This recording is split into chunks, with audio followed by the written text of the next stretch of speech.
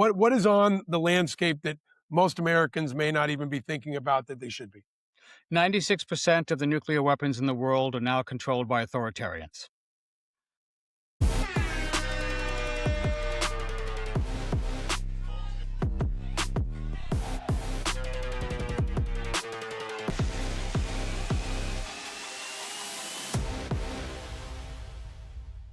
Welcome to Independent Americans. Welcome to episode 451. 451. Fahrenheit 451, the temperature that paper burns. But we're not burning any paper today. We're not burning any books. We are going to burn through the news and policy and drama that you need to know about. I am your host, Paul Rieckhoff, and I am coming to you from New York City, USA. I am finally back home. It only took me 4 days longer than I expected, but I am finally out of Florida. I am back in New York, and the weather is not too bad. It's actually in the 50s and sunny, and it is Friday, February 27th. It is an important Friday to get through a lot of stuff, and today's artist to help us get through this Friday is the great Ace Frehley, founding member of KISS. Why? Because I'm back. I'm back in a New York mood. And if you're digging Ace Frehley, you should check out, of course, all his classics, including Rip It Out, which is another classic that doesn't get nearly the attention that it should. But we're going to rip out this show on a Friday and bring you the 5 eyes I bring you in every episode: independence, integrity, information, inspiration, and impact. And our guest today is a classic like Ace Frehley, and he is going to bring it and more. He is the great Professor Nuke, Joe Cirincione. If you've been listening or watching this show for a long time, you know Joe is, I think, the best guy in America on nukes. And with war potentially happening with Iran any minute now and nukes being discussed, we got to talk to Joe. We're going to talk about everything Iran. We're going to talk about the intersection of AI and nukes and all kinds of other scary shit to bring you into your weekend, but stuff that you need to know about. But before we get to that, a lot of other things that you got to know about and I got to hit on, because they're really about like half a dozen really important stories. It seems like they flood out on a Friday, and we got to get after them to help us all, even on a Friday, stay vigilant. All right, the top topic, in my view, our national security is a fucking mess. And there is a lot happening related and intersecting with our national security, a lot of which we're going to get into with the great Joe Cirincione. But first off, there is an important fight happening at the Pentagon. If you're not aware, the Pentagon is into a fight with a vendor called Anthropic. Anthropic does AI, and there is a debate and a fight around whether or not the Pentagon will take over Anthropic and whether or not Anthropic will say no. Anthropic might be the first technology company, major technology company, to not bend the knee to Trump and Hegseth and the Pentagon. They are a very influential, very innovative technology company at the forefront of AI. And basically, yesterday, the Anthropic team said there's been virtually no progress on negotiations, and CEO Dario Amodei said he will not accept what defense officials have labeled as their final offer, set to expire on Friday, today at 5:01. So we have no idea where this will develop over the weekend, but it looks like they are at an impasse, and one company is standing up against the Pentagon. They're standing up because they don't want to allow the Pentagon to use their technology for mass surveillance of Americans. They also don't want to allow them to use their technology to remove humans from the decision-making process around killing people. Basically, some want to create killer robots. We're going to talk more about this with Joe Cirincione. You do not want to miss this. And Anthropic is saying no. You cannot use our AI. You must keep humans in the decision-making process. Now there's this attack, a very political attack, happening between the Department of Defense and Anthropic. The news media is covering it. The DoD claim, as Jake Tapper said, this narrative is fake and being peddled by leftists in the media. The fact is, it's literally what Anthropic says are the issues, that they present novel risks to our fundamental liberties, and that there is serious concerns with the use of AI. So, do you want AI deciding who our Pentagon kills? Do you want AI surveilling Americans? If not, you should stand with Anthropic. So I'm going to say on this Friday, especially good on you, Anthropic. It's refreshing to see someone standing up for what's right and the best interests of the American people, because it's clearly not happening from the Pentagon political leadership and propagandists, and more tech companies should follow your lead. America's freedom and national security may depend on it. Now, there's a lot of tangents to this, related tangents. And Jennifer Griffin, the great reporter at Fox News, who often gets attacked by Hegseth, said on X that it's strange that the Pentagon and Hegseth picked this fight with Anthropic, the AI company which its systems and warfighters currently rely on the eve of a possible war in the Middle East. So we rely on this technology, at least some parts of our national security do, and Hegseth wants to dump them. Now, we saw what can happen if a technology company shuts the lights off. We've seen that with regard to the Russians fighting the Ukrainians as Elon Musk has shut off Starlink. So what is the national security risk if Anthropic just shuts it off? Hopefully we won't find out. But this is kind of a stupid fight, in my view, for Hegseth to be dying on this mountain. But stupid is as stupid does. And stopping troops from going to Harvard, as they've recently moved to do, is definitely not going to help. All right, let's talk about other related stupid, crazy shit around our national security. The FAA banned flights on Thursday in an area around Fort Hancock, Texas, after lawmakers said a military laser-based anti-drone system was believed to have been used by the Pentagon to accidentally shoot down a Customs and Border Patrol drone. Yes, this is really also happening yesterday. So as angry staffer, our friend posted on Blue Sky, it sounds like the military accidentally shot down a Customs and Border Patrol drone in El Paso.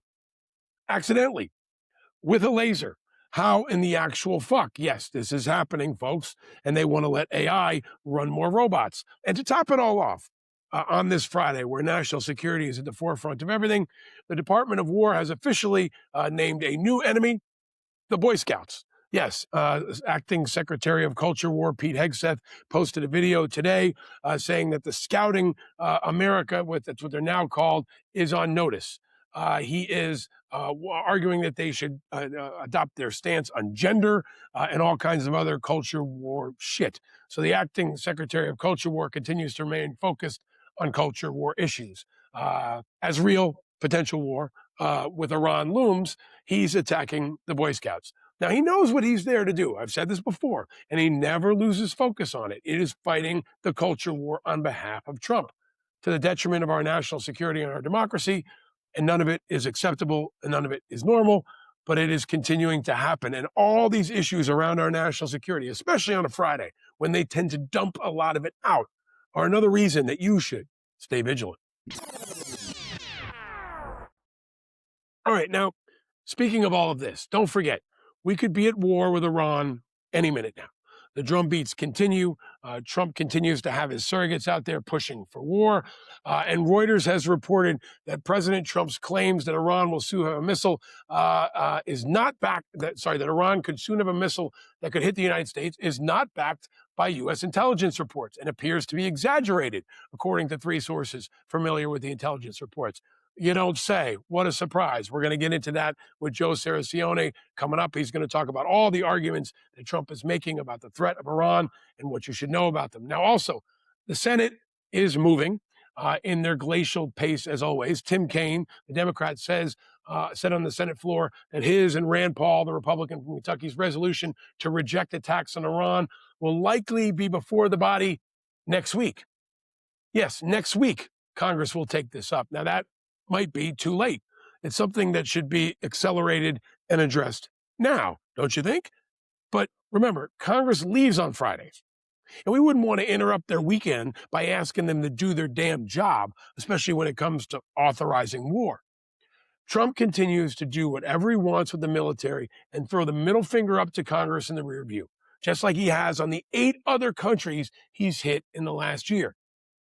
This is not working, America.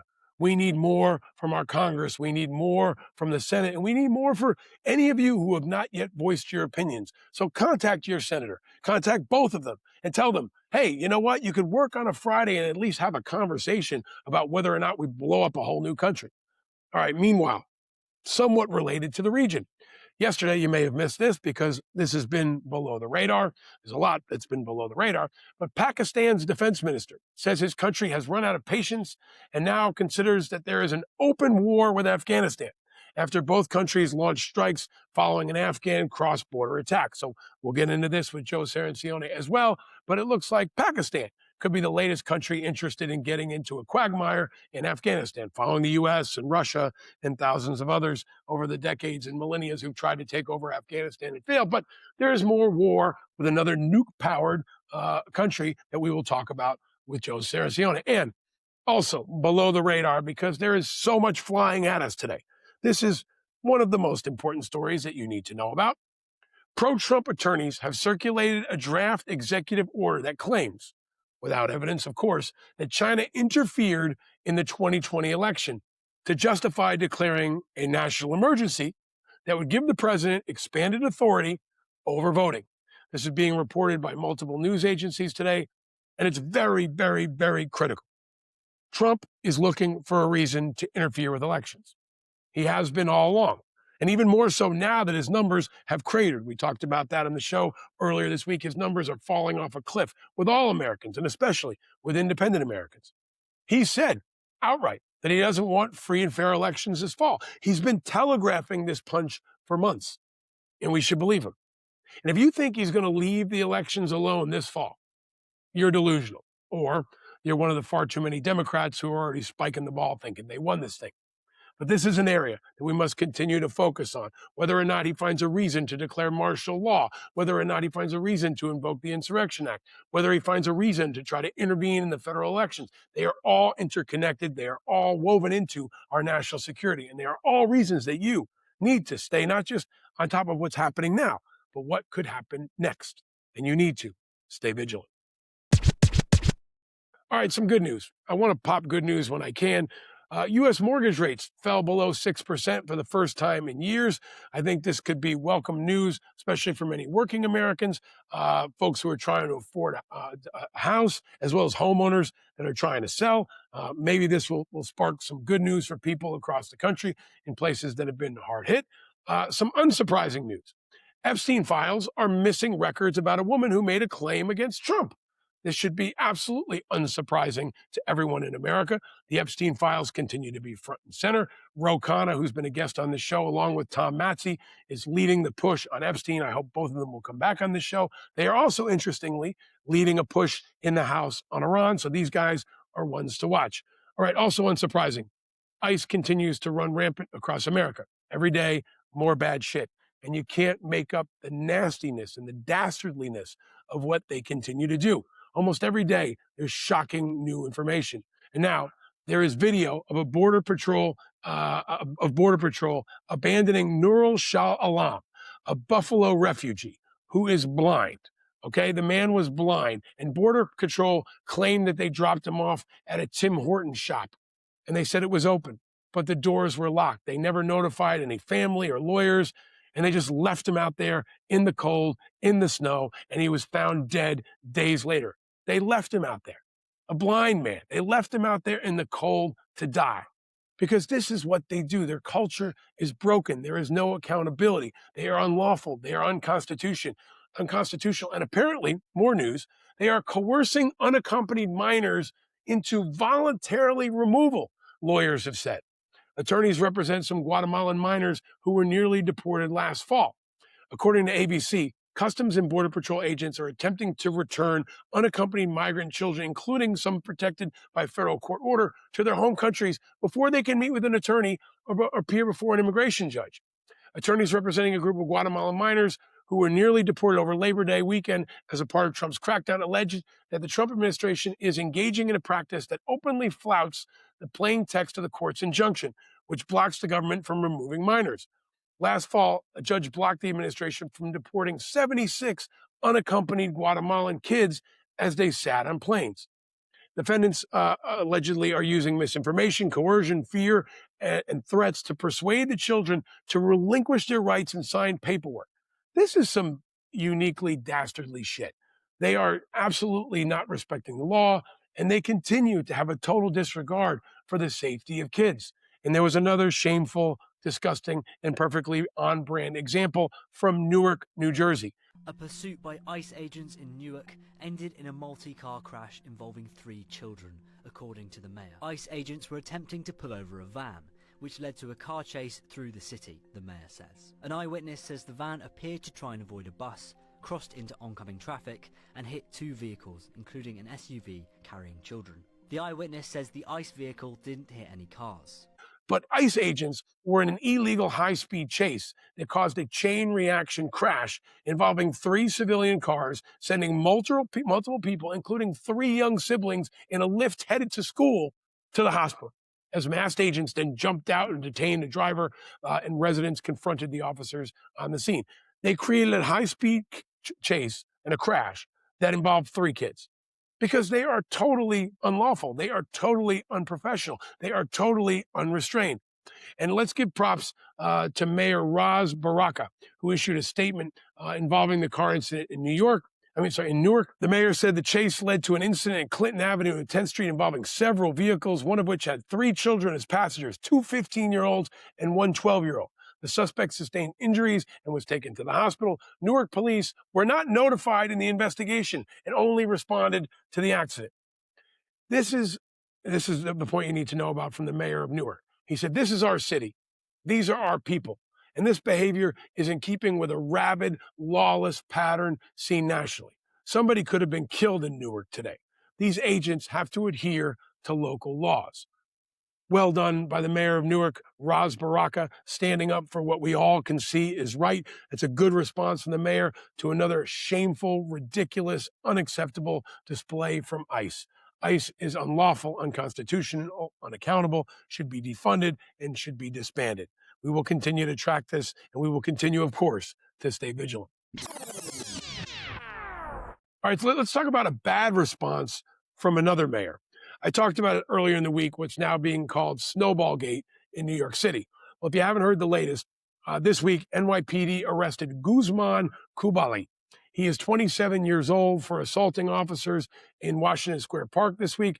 Mr. Kubali was previously arrested less than 3 weeks ago for an attempted robbery in the transit system. And I think it's really, really important to note that Mayor Mamdani said it was just a snowball fight. This is not just a kid throwing snowballs.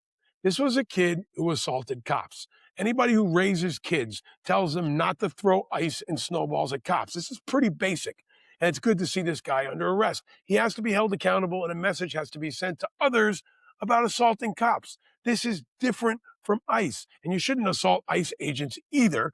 But we have to send a message and explain to our children that assaulting uniformed officers, and especially police officers who are local, is absolutely unacceptable. And we need the mayor to get the message that it wasn't a snowball fight, it was a mob. I blasted Mamdani on my show earlier this week and in other media for again failing the NYPD. And anyone defending Mamdani's comment, I think specifically, is blinded by political loyalty. This is not acceptable. And our mayor has to make that clear, especially to young people in this city who listen to him, young people who might confuse ICE and the NYPD and National Guard. And most importantly, emphasize peace. If you're frustrated, even if you're screwing around in a snowstorm, do not throw ice or anything else at cops or any other civil servants. This is pretty basic. All right, related, yesterday, Mamdani again met with Trump. And he posted that he had a productive meeting with President Trump, and he's looking forward to building more housing in New York City. And they held up a fake newspaper headline. Trump is sitting down, smiling. Mamdani has his hands crossed, not smiling. And the headline is a fake headline that says, "Trump to city, let's build." So Mamdani's in there with Trump, and they have this weird political agreement, it seems. And here's what's true. They're both benefiting from this relationship, both of them, who are very, very divisive, who are very, very polarizing, I would argue are politically extreme. The two of them are drafting off each other, and they're both benefiting from it. And it's steeped in kind of a very weird and I think potentially damaging kind of politics. Don't be dismayed that this is some kind of peace accord between warring factions. This is something different. This could be a very, very twisted way of two very extreme groups, the extreme left and the extreme right, to be coming together. But most importantly, both of them want some shine, and they seem to be getting shine off each other. So when it comes to Trump, and I would argue Mamdani, you should be suspicious, and you should definitely stay vigilant. All right, more politics, a couple quick things. Hillary Clinton had a deposition yesterday on the Epstein trials. This was important. It got a lot of coverage, especially from the right. The most important headline is she denied ever meeting Epstein or knowing anything about his crimes. And it was briefly disrupted after a Republican leaked a photo of the proceedings. But the Republicans have long tried to ensnare the Clintons up in this Epstein stuff. If there's information that comes out that does that, they should definitely be held accountable. But it looks like they didn't land any blows on Hillary Clinton. She walked right into it, and we can continue to move on to find out why the parts of the Epstein files that reference Trump are mysteriously missing. All right, all of it is pretty disgusting when it comes to Epstein. There's been very little accountability in this country, despite accountability in England and other places. And there are plenty of people carrying water for Trump and plenty of people just looking kind of gross. Nobody more so than our vice president, who had a very interesting thing to say this week. And I am definitely going to play this clip. I took special note of one thing that she said, though. Kelly said that I'm the coolest vice president in American history. And I said, Kelly, that is a low standard. That is a very low bar, but I do think that I clear that bar. But I think that was a low standard she set me to. But so Vance asks, am I the coolest VP in American history? I think I clear that bar. He thinks he's the coolest VP in history. First of all, he's not cool. There's a lot of things he is, and cool is not one of them. He's very cringy, like uniquely cringy. And is he cooler than who? Dan Quayle? He's cooler than Al Gore? It is a pretty low bar. But even with that low bar, I do not think that J.D. Vance will ever be named the coolest VP in American history. All right, let's talk about something that is the opposite of that, something that I think is cool and is important. It looks like September 11th could become a public holiday. New York State could see another holiday soon as a newly proposed state bill aims to officially designate September 11th as Remembrance Day, adding to New York's list of legal public holidays. That would mean schools, businesses, government offices would close on 9/11 to give New Yorkers more of a chance to pause, reflect, and honor victims and heroes of the 9/11 attack. I am a 9/11 first responder. I think this is actually very important. I've also talked about the need for a national and statewide curriculum to teach young people about 9/11. There is not a formal curriculum to teach them about the basic history of 9/11. I think that's important. And although, I'd like to see them in school learning about 9/11, I think it is important in the same way Veterans Day and Memorial Day becomes a national day of reflection. And that will be true if it's a national holiday. So it's got my support. And if any of the sponsors want to come on this show and talk about it, we'd love to have them. We also remembered the 1993 anniversary of the attack on the World Trade Center that happened this week. And I want to remind everybody to learn more about that and remember that folks were also wounded and killed during that attack. And it's something also that we should never forget. Never forget. Yeah. Never forget. All right. Finally, never forget that in politics, independents are not just moving the needle. We are the needle. And there's some good news from a guest on this show and someone I've asked you to keep an eye on. Todd Achilles, who's running as an independent in Idaho, has some really, really good news. Yesterday, he was joined by his wife and his dedicated team and local members. They went to the Capitol steps and they turned in nearly double the required signatures to officially qualify for the ballot, along with his filing paperwork. So it's official. This November 2026, you can vote for Todd Achilles, independent veteran, for U.S. Senate. He says he's reclaiming Idaho's Senate seat from corporate interests and partisan games and returning it where it belongs, the government of the people, by the people, for the people. And he says, let's get to work. So congratulations to our friend Todd Achilles. I encourage you to check him out. Check out my conversation with him and many of the other independent veterans and independent candidates that have been a part of my Meet the Candidate series. And if you want to follow Todd's lead and run for office as an independent veteran, check out independentveteransofamerica.org. You are bringing hope, inspiration, and an alternative to the partisan crap that we see every day. More and more folks are declaring their independence. 45% of this country is independent, and more candidates are stepping up to represent them and represent all Americans, just like Todd. All right, finally, let's talk about sports. Even though the Olympics are over, Olympic controversy continues, but so do the teaching moments. And I want to play you a clip here from one of our best leaders, hockey captain Hillary Knight, who said the joke was distasteful and unfortunate. Now I have to sit in front of you and explain someone else's behavior. It's not my responsibility. It's a great teaching point to really shine light on how women should be championed for their amazing feats. The joke was distasteful, and unfortunate. And I think, just the way women are represented, it's a great teaching point to really shine light on how women should be championed for their amazing feats. And now I have to sort of sit, and anybody has to sit in front of you and explain someone else's behavior. It's not my responsibility.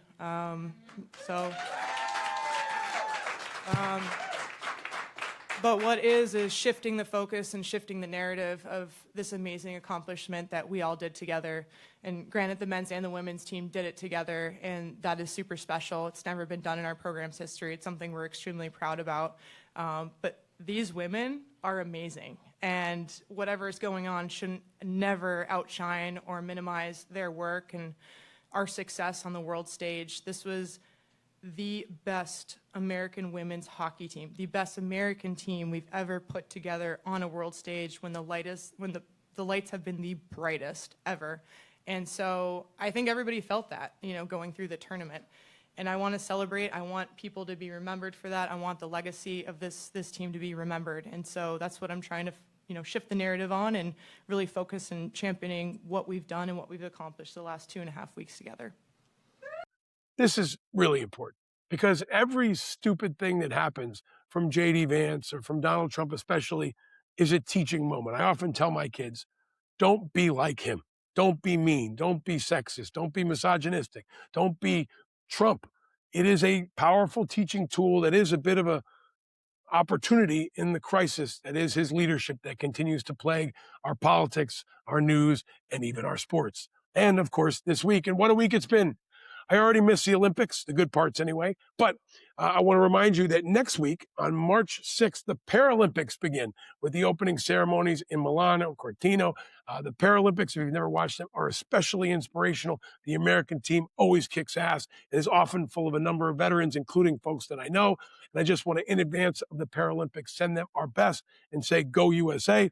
But here back in the USA, there will be no breaks, not even on a Friday. The news will continue. The crisis of our national security will continue, and the issues you have to stay vigilant about will continue. And we could have war with Iran for our weekend. So let's get after it with one of my favorite guests and a man you definitely need to hear from. And because even on a Friday, especially on a Friday, with all this chaos of national security and with a potential war with Iran looming overhead, now is the time for us all to stay vigilant.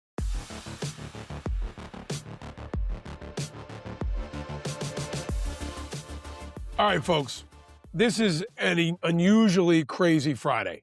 I feel like there are 6, 7 top stories, but this is a very, very important time to stay vigilant on what I think is the most important story. And it is a returning champion who is going to help us do that on this Friday. A man who I think is a scholar and a gentleman, one of my favorite guests we've had on the show for many years. He is a national security analyst and author with over 40 years of experience. He's been a congressional staffer, a program director, a philanthropist, an advisor at the State Department, and 3 presidential campaigns. Now he writes on a Substack called Strategy and History that you should definitely check out. And he is, I think, the smartest and most down-to-earth and understandable guy on nukes, which are always front and center for people who understand nukes, but in times like this, should be front and center for all of us. Joining us again, rejoining us, a returning champion on Independent Americans, the great and powerful Joe Cirincione is back. Welcome back, my friend. Thank you, Paul. It's a pleasure to be with you, my man. So, how's retirement?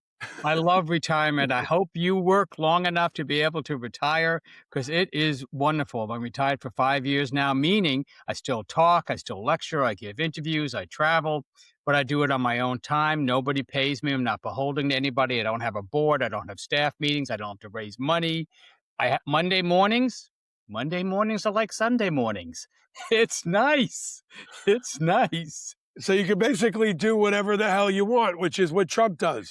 Right? I can do whatever I want. That's true. There's no guardrails. You can throw your middle finger up to everybody. There's no friction. I just went sailing for 2 weeks in December in French Polynesia. I mean, come on. Well, does Trump have plans to strike French Polynesia? Is that on his vision board? Not yet, but his visions of empire are still developing. Well, you look good. You look younger. You look like retirement is treating you well, but we have to pull you out of retirement Yeah. because the issues that you are expert on are Yeah. always front and center, but especially now. But before we get to that, let me ask you, where in the world are you, Joe, and how are you? I'm in Washington, D.C., right outside Washington, a small town called Tacoma Park, Maryland. It's a nuclear-free zone. So in case of nuclear war, not allowed, not allowed here. And I've been in Washington now for just over about 44 years. So, and I have no plans to leave. You've been on this show before a number of times. We've had, conversations about the world of nukes, and it always seems to come back to Iran. And you are the perfect person to talk to today on this Friday, where he could launch strikes any minute now. And I think this, above all else, is our top topic.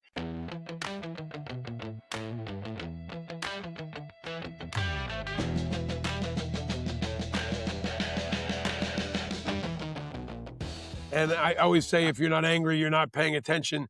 But I feel like this is really, really important. And you wrote a piece called "Our Stupidest War Yet." You said not even the man who was starting the war with Iran can explain why. Maybe we can talk about that in a number of pieces and pull it apart. But the president made a case at the State of the Union, and he's asserted that Iran has restarted its nuclear program, that it has enough material to build a bomb within days, and that it's developing long-range missiles that could be capable of hitting the U.S. It seems like all three of these claims are bullshit, but I want to throw the ball to you. You're the expert. Tell us what we need to know. Sure.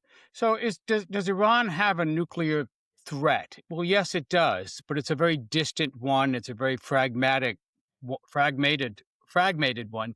It's it not there's no imminent threat that requires us to go to war, and maybe this is why the president isn't really talking about it beyond a sentence or two in the State of the Union. There's nothing like the debate we had before the 2003 invasion of Iraq. The United States isn't even attempting to win public support for this war or the support of our allies, none of whom, by the way, support this war, with the exception of Israel. But we'll get to that. Does Iran have a nuclear program? Well, yes, it's mainly a civilian program, but the longtime fear, and this has been going on for as long as I've been tracking the program, since the late 1990s, is that under the cover of a civilian program to make fuel, they will use their centrifuges to enrich uranium to bomb-grade material. Same centrifuges that can enrich it to low grade for fuel rods can enrich it to high grade for the core of a bomb. Could they do that now? Yes, they could.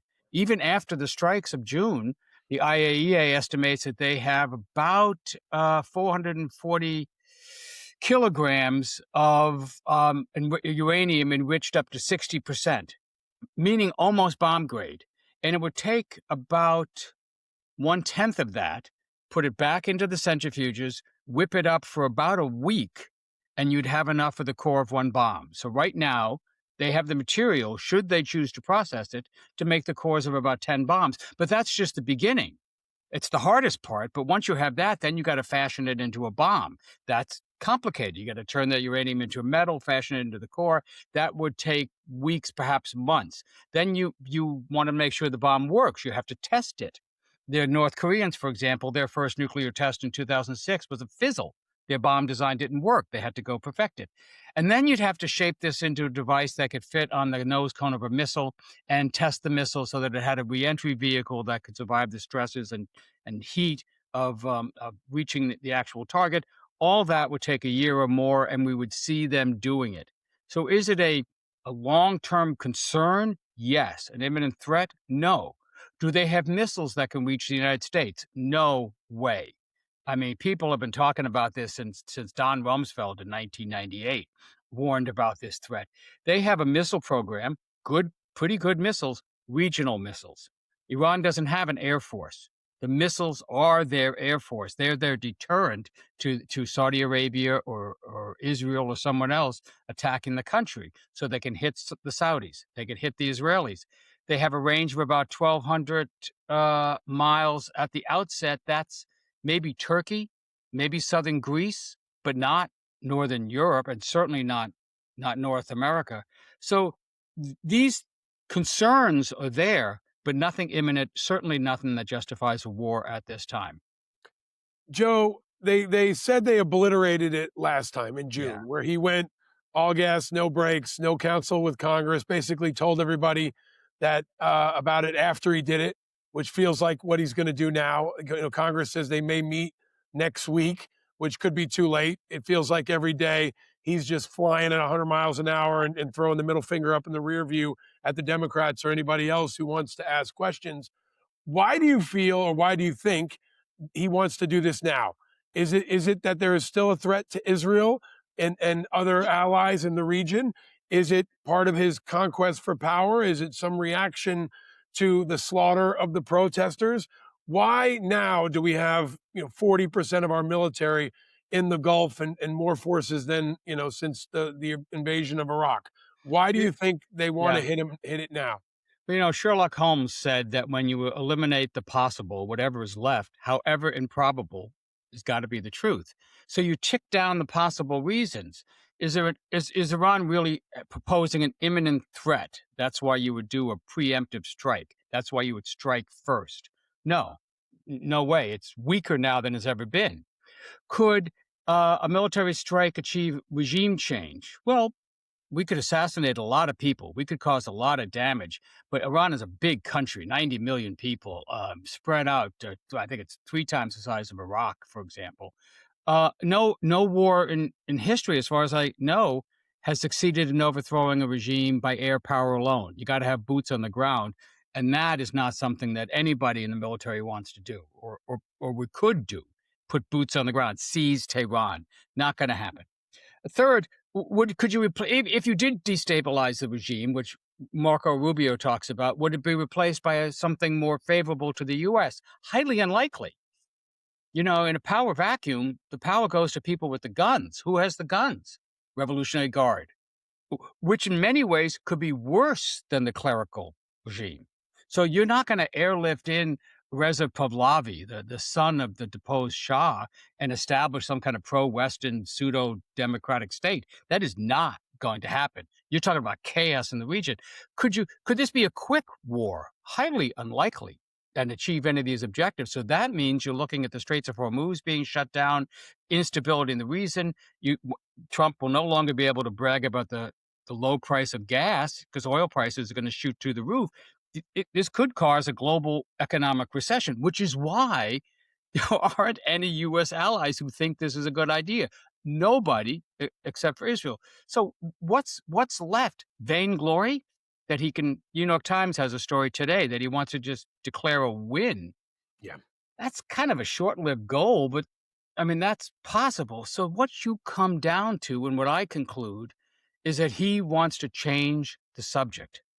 He is in deep domestic difficulties here, particularly because of the growing Epstein scandal, which is getting closer and closer to him, not just his friends. And this is a tried and true method, wag the dog. You saw Bob De Niro in Wag the Dog, that famous movie. This is, leaders often try to stage some kind of foreign adventure to distract attention from domestic difficulties and rally the public around the flag. I actually think that's what's going on. But here's the really, really disturbing part. We don't know because he hasn't bothered to explain to us what his objectives are. This is how dictators go to war. There's no consultations with Congress. There's no consultations with allies. Whether or not we go to war with Iran is going to be determined by Donald Trump, by his whim on any particular day. Will it happen Saturday? Will it happen next week? Will it happen at all? We don't know. You might call this Schrodinger's war, like Schrodinger's cat in that famous quantum theory. There's a cat is both alive and dead, and you don't know until you open the box. This war, we're both in a state of war and not war, and we won't know until Donald Trump opens his mouth. Well, and we're in a state of forever war where he's hit 8 countries in the last year without any congressional approval. And we're in a forever war situation where I think there is something to the fact that he wants wins.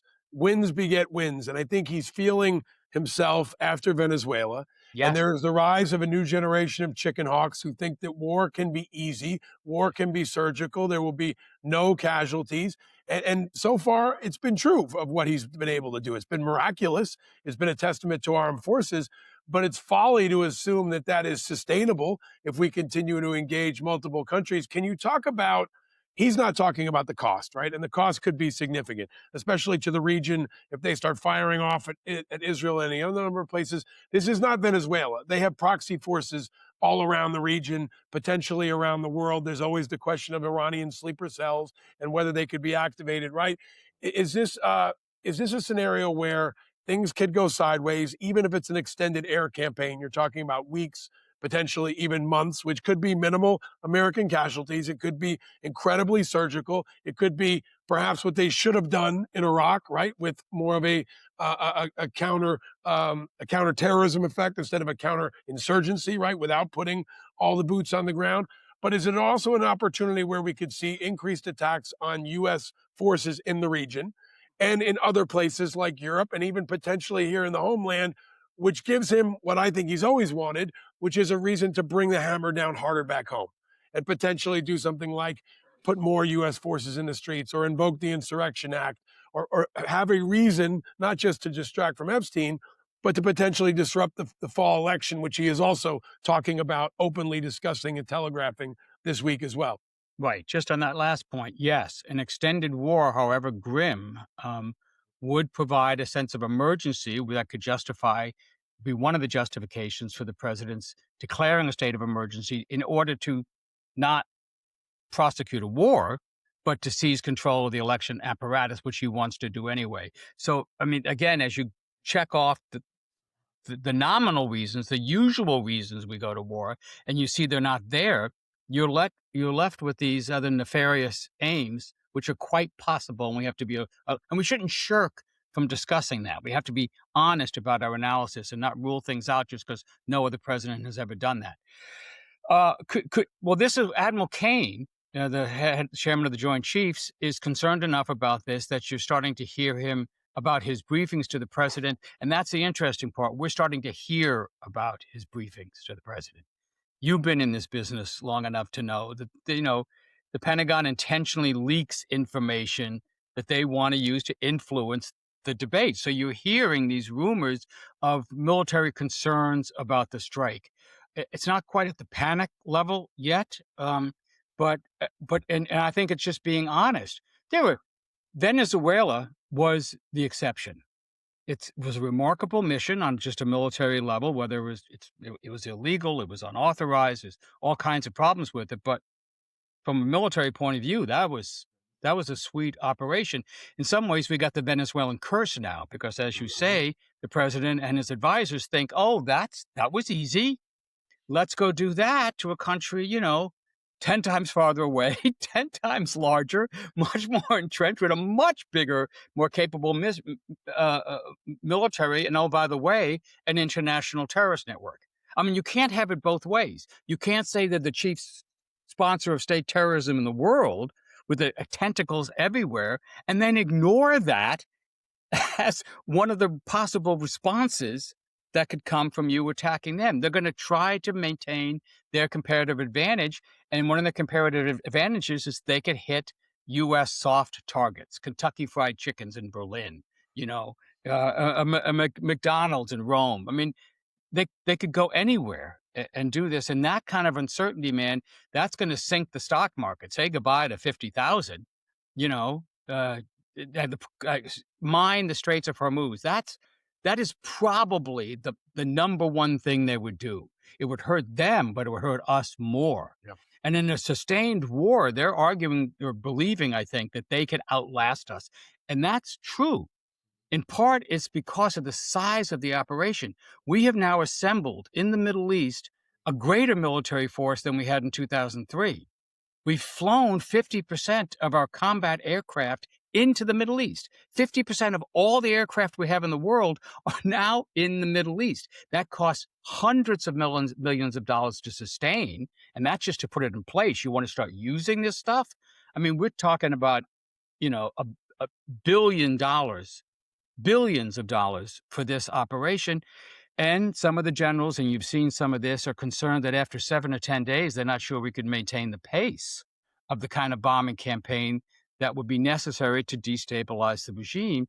And we have a shortage of missile interceptors, and they have lots of cheap missiles, hundreds, thousands of drones that can soak up your interceptor inventory.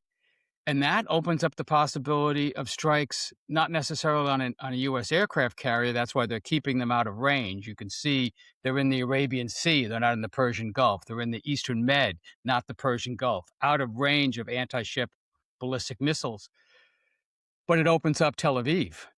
I mean, it, regional missile interceptors are good, THAAD, Patriot, Aegis, but you can overwhelm them. And they're not everywhere. They have a relatively small perimeter they can defend. So you could see skyscrapers in Tel Aviv be hit by missiles, the kind of thing we've never seen before, which is why, again, front page of the New York Times, Israel is preparing for war, and they're nervous. They're nervous. I have relatives in Israel. They're, cleaning out their safe rooms. They're making sure they have supplies. They're going to be in the front lines of this, whether they like it or not. I think this conversation is so important because when I talk to you, you have no failure of imagination. And I think there's a dangerous failure of imagination in this country, especially when it comes to how bad things can get involving national security. While, on a parallel track here, Ukraine continues to be pummeled every single day in a way that we can't even begin to comprehend. But I think the cautions about how this leaves us less safe are really important to keep front and center. The amassing of 50% of our forces in the Middle East in compromising the ability to project power in Asia if China decides to take Taiwan, the issue of our strategic reserves. Now we've got F-22s in Israel, right? There's a question of cost, like can we sustain this? But the idea that Iran can become a sucking chest wound, right, that continues to pull things in is what I'm sure Dan Kane is trying to emphasize to the president right now, because he seems to be the lone circuit breaker. But it also seems like we're in the moment where they could just be waiting for the weather. They could be waiting for the weather to be right, and somebody at the Pentagon says, okay, it's go time. We have a window of 3 days, and the president has to decide go or no go. Let me ask you to build on a related conversation that I think is below the radar. It's in national security press today, and I think now it's become national news. But the fight over AI and national defense, spearheaded by this battle between Anthropic and Pete Hegseth. And, I mentioned it in the intro, but I'm going to, briefly summarize, right? The debate is over whether or not this private company, should be forced into putting AI into the chain of decision-making around kills, and whether or not the AI can be used to track American civilians, right? Those are the two benchmarks. And it feels like Anthropic is the first major tech company to push back. And the Pentagon is coming out guns blazing. They're attacking the CEO. They're saying they're unpatriotic. But it feels like a really important crossing point, not just on whether or not a private company can push back against the Pentagon in defense of their values and arguably American values, but also, like, this is crazy sci-fi shit. We're talking about whether or not AI can decide to make kills, right? Or if it can even advise on kills. It can advise the human person who then decides to take out an aircraft or take out a strategic target. But this is like Terminator time, right? Where the AI clicks into a place where it starts to make its own decisions. And it seems like at least some at the Pentagon are okay with that. And most folks, especially the more responsible and more conservative AI folks, say, no, there should be humans making decisions at this center point. Can you help us understand what you think is most important about this discussion that's supposed to hit a crescendo at 5:01 today on Friday, where Hegseth is giving Anthropic a deadline of either bend the knee or we'll crush you? Well, it's my understanding that Anthropic has made its decision. And this actually would qualify for one of the good news stories that you always do at the end, but I'll use it here. We see a major vital high-tech company standing up to this ridiculous demand, standing up to this administration, and not afraid to lose the contracts. There's hundreds of millions of dollars at stake here, and Anthropic is saying, well, We got billions. They just raised $30 billion in investment. We don't need your contracts. And in this town in Washington, D.C., which is awash in defense contractor money and defense contractor lobbyists, that is a big deal to stand up to this ridiculous demand. Why are they doing it? Well, it turns out they have moral values. They have principles. They don't think it's a good idea to have mass surveillance of the American public. And apparently this administration does. And it wants Google, it wants OpenAI, it wants all the other ones to bend the knee and participate in what you have to call an authoritarian surveillance state. That's what they want to do. And then there's the more frightening part. And you've talked about this on your show a lot, about the evolving nature of drone warfare. Ukraine is making right now about 3 million drones a year. We make about, 100 to 200,000. They make 3 million, and they're getting smarter and they're getting better. But the next leap is to give them AI that could make them self-guiding. And there's been a big pushback around this idea for years, even when it was just an idea, to stop killer robots, as they call them. And that's what this is. I don't know if you were a fan of the show Black Mirror, but I watch it. And one of those episodes, this was like 7 years ago, had a story where a woman's being chased by these AI killer robots. They're the little dog robots that they make up in Boston. And it was terrifying. That's what they're talking about. They want AI drones that you can launch, no guidance, no signal to jam, that can go and seek the target and perform the kill on its own. Well, is that what you want? You want to hand these decisions over to robots? You want to unleash this world? And this gets into my territory because a lot of people are talking about incorporating AI into nuclear command and control, because the threats are so complex, the technology is advancing, the speed of the delivery systems, the ability to detect the delivery systems. This is really starting to overwhelm, and they want to put AI at least in the loop, and some would say make the decision. Don't these guys go to the movies? Have they never seen Terminator? Well, Anthropic is standing up to that. They're saying, no, we don't want to do that. We don't want to do it domestically. We don't want to do it internationally. We should applaud Anthropic. Good for them. Yeah, I mean, I'm old enough to remember war games, right? I mean, do you want to play a game, right? Yes. This is the world where we're going into now. And I think the drone component is really important, and I just want to focus on that for a second, because I think we covered this week, Zelensky said something like 85% of the kills are happening via drone, right? Yeah. And we are so not ready for this, for a box truck, opening up a couple blocks from where I am near ground zero and a swarm of drones coming out, which is a tactic that's been utilized on the battlefield that Right. the Iranians could do, right? We could Deep very into quickly. Russia, they did this already. They've done this successfully. Right.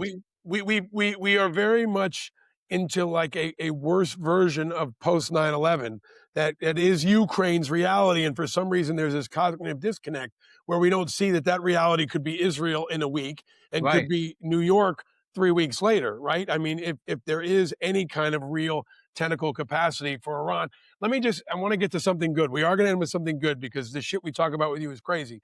But what do you think is the threat that most Americans aren't thinking about? You have no failure of imagination. It's your job to think about the most dangerous courses of action. What is on the landscape that most Americans may not even be thinking about that they should be? 96% of the nuclear weapons in the world are now controlled by authoritarians. This is not the world that we thought we were in. Our policies weren't designed for this world. We, the democracies, the good guys, the people with moral values who care about civilian lives, only have nuclear weapons to stop the bad guys, these aggressive, territorial-seeking authoritarians. Well, it turns out that now, after we've gotten used to authoritarian regimes getting nuclear weapons, nuclear weapon-armed states are getting authoritarian regimes. So when you look at who's got the nuclear weapons, China, Russia, North Korea, clearly authoritarian, but now India, Pakistan, Israel, the United States, authoritarian leaders, different kinds, some totalitarian, some just, as the political scientists now call the United States, an illiberal democracy. But the only true democracies left with nuclear weapons are Britain and France, and who knows how long they're going to stay democracies. We have not confronted this problem. We still think that the nuclear threat is coming from out there. But what happens when the threat is in the house? What happens when you're entrusting all your nuclear weapons to totalitarian leaders who can make the decision on their own whim? How scary, we just talked about how scary the Iran war is. Well, think about the fact that the president of the United States has the unfettered sole authority to launch nuclear weapons whenever he wants, for whatever reason he wants. We've got to grapple with this. This is not your grandfather's nuclear world. I'm terrified, but aware and vigilant, and glad you brought that up and reminded everybody about the severity of that, because this is one reason why you're a national resource. You're a treasure, and your voice is so, and your writing is so critical to remind everyone of that. And I can't leave that without asking you. Yesterday, Pakistan said they are now officially at war with Afghanistan. Right. So now you've got, Pakistan and India in perpetual conflict. But now Pakistan saying they are at war with Afghanistan. How does that play into the calculation of what's happening on the global landscape with Pakistan as a nuclear capable nation opening a whole new front? Right. We've talked always about the danger of India and Pakistan going to war, especially now that both are nuclear armed. One miscalculation, zero warning time, so you don't have time to even consult, get on a hotline. That.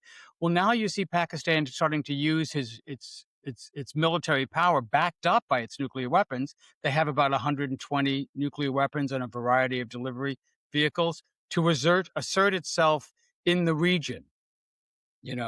And they've accompanying this, by the way, the Pakistanis are in discussions with Saudi Arabia to provide Saudi Arabia with extended deterrence, what they call extended, that if you are attacked, we will defend you with our nuclear weapons. They're calling you to tell you to shut up. That's why they're calling sorry you. about that. No, it's okay.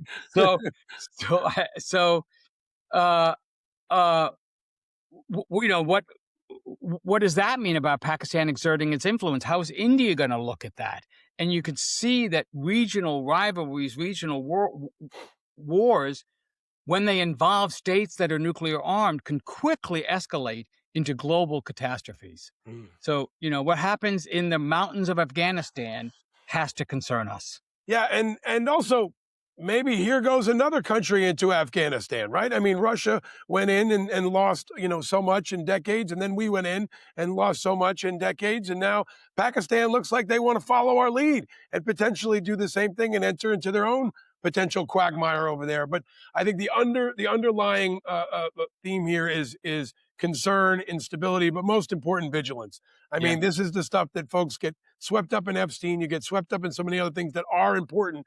But I continue to say the most important story in the world is that Trump can do anything he wants with the most powerful military the world has ever seen. And that includes nukes. I said this before he was elected. I said, remember, this is a guy who can control our nukes. And he doesn't care about permission. So he's all gas, no brakes. And that could extend all the way to nukes if he feels so inclined. Right. And I think we all have to be rooting for Anthropic.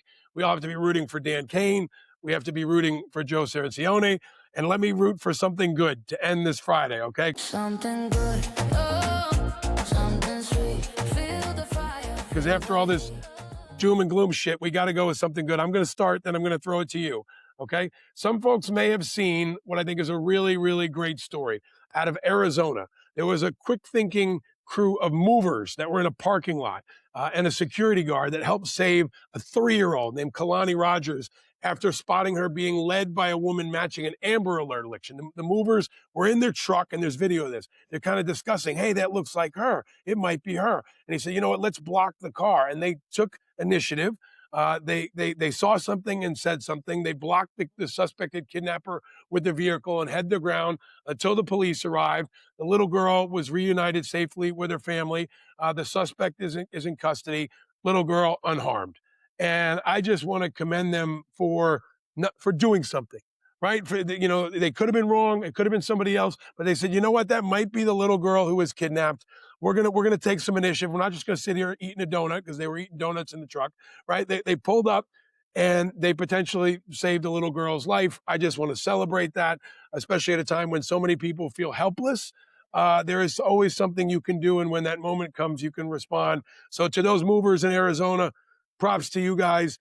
you are definitely something good. All right, Joe, over to you. What do you got on this Friday that's something good? That's wonderful. That's great. Uh, I guess I'm still a creature of Washington, so it's something political, and there's signs of life in Congress. People are starting to stand up to the President of the United States in a bipartisan way. This week, Democrat Ro Khanna and his partner, Republican Tom Massey, have introduced a resolution to prohibit President Trump from going to war with Iran. So they're finally saying, hey, we're the ones get to authorize the war, not you. That resolution has now got the support of at least the Democratic leadership in the House and Senate. It's going to be proposed for a vote next week. Right now, that resolution would lose, but there's a long time between now and next week, and it's time for people to call to their representatives and let them know how they feel, that whether Republican or Democrat, let's pull in the reins on this unnecessary and possibly extremely dangerous new war in the Middle East. Here, here. Ro Khanna and Tom Massey are maybe in position for their own Nobel Peace Prize if they can pull this off. And the Epstein files, the two of them together have been a formidable 1-2 punch. Ro Khanna's been on this show. I hope he'll come back again. I hope Massey will come on the show as well. And Joe, I hope you never really retire because we really need you covering this stuff. Everybody should definitely check out Joe's Substack. Anything he writes, anytime he's on television, anytime he's speaking in your area or anywhere else, if he's not in French Polynesia drinking wine, he's covering the most important shit in the world. So, my friend, I'm so grateful for your wisdom and your continued service and for joining us again on the show. I appreciate you, man. Thanks for having me. And maybe we can do a show from French Polynesia when there's peace and all the nukes are gone. I got some great beaches to take you to. Nobody's there. It's just us. I am down. I might have to go there if I keep doing this show and calling their bullshit. So it'll be better than being in Guantanamo or a black site in Greenland. That's for sure. All right. The great and powerful Joe Cirincione. Thank you, Joe. Have a great weekend. We appreciate you, man. My pleasure. All right, there you have it, guys. One of my favorite guests, Joe Cirincione. If you're listening to us and you've never watched us on YouTube, go on over there and you can watch my conversation with Joe and see my previous conversations with Joe. He's one of my favorite guests. He's a wonderful guy, a true public servant, and I've been honored to have him as a regular guest on this show. I hope he'll come back soon. All right, speaking of guests, next week, got some confirmations. The great Sebastian Junger will be back. He has a new piece out about why Democrats are losing young men. We're going to talk to him about that. We'll talk to him about national security. We'll talk to him about many more things. Sebastian Junger will be back next week. And next Friday, Adam Kinzinger, the representative who is for some reason still a Republican, but I hope will be an independent, will be back on the show. We'll talk about the latest on Iran, Ukraine, and whatever else happens. Also, our friend Baratunde Thurston will be joining us soon, maybe next week, maybe the week after, to talk about AI in particular. He's an expert on technology and AI. I want to dig into that. Remember, we are daily now, and we hit number 36 on the chart. So if you want to help us, follow wherever you're listening. Be sure to hit subscribe, give us a rating, and share. Check out the IA merchandise. We have Independent Americans merchandise. And we'll give a shout out to Jonathan Root in Kensington, Maryland. He picked up one of our Indigo Blue XL independent hoodies, which are pretty cool. If you've never seen them, there will be a link in the show notes, and you can go to our website and get yours. Perfect for what is finally the thawing of America, and spring is coming soon. We got some great hoodies, and you can represent for independence. Really cool stuff. Shout out to Chris for designing them, but that's all at our website. Now, look, America's more divided than ever, especially on a Friday. But here at Independent Americans, we are working to change that, adding light to contrast the heat of all the other political shows and all the other podcasts. We're going to continue to bring it with a special focus on national security, on domestic security, on military affairs, on issues that you need to know about. Because at the end of the day, is there anything that's more urgent than nukes? We're talking about it. And if you're among the now 45% of Americans who are independent, especially, this is your show. Our independent movement is hope for the future. Country over party, people over politics, light over heat, challenging the status quo and fueling that new movement that spans across our society. And it is growing. You see that with our friend Todd Achilles in Idaho, and to many of you who are speaking out and speaking up and bringing hope that is the oxygen of democracy. If you enjoyed this episode with Joe Cirincione, please share it far and wide. Invite others to declare their independence. And stay vigilant, my friend, because eternal vigilance is the price of freedom. And no, you're not alone in your vigilance. We're all vigilant, and we're all in this together. I'm your host, Paul Rieckhoff, still nursing a voice that just keeps grinding out. But I got home late around 12 o'clock, finally got back to New York, and hopefully going to rest it a little bit this weekend, but also have to coach some basketball. By Monday, I will be back with a brand new episode. Thank you for tuning in to Independent Americans. I will see you, or you will hear me on Monday. Until then, a special happy birthday to my amazing little boy, River, who turns 7 tomorrow. We're going to blow it out, so I might not have my voice back on Monday, but we're going to celebrate his birthday. Shout out to his amazing mother and everybody in our community that's helping us raise this special, fiery, creative, wonderful little boy that is a light of our lives. And I hope you can share that light with those around you. Happy Friday and good weekend to all of you. Have a great weekend. Happy River's birthday weekend. And stay vigilant, America. Stay vigilant. Archipelago, he tells me the left and right are dreams for those without a clue. And when you wake, it's time to grow. And it's not cool to believe in school, but if I can say one thing, I've seen the children of the revolution and the good trouble they can bring. He says the red and blue are dead and independent is an attitude. An island in the sea of rhetoric and archipelago, he tells me the left and right are dreams for those without a clue. And when you wait, it's time to grow. Powered by Righteous Media.